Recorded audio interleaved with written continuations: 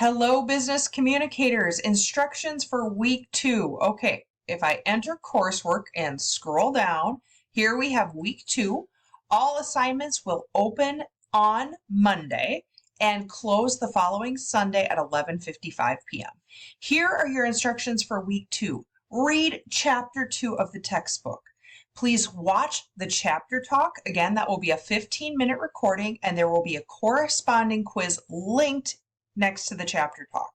Additionally, you have your spelling test over list 2 worth 20 points. You have your chapter 2 Applia assignment. And then the last thing I need from you is a 10-point activity. We're going to practice using positive words as we are studying out of chapter 2. In this document, you will find a Word document. Okay, you will open up this Word document and you will be tasked to rewrite the sentences using positive words. Okay, so you'll see there are just 6 sentences.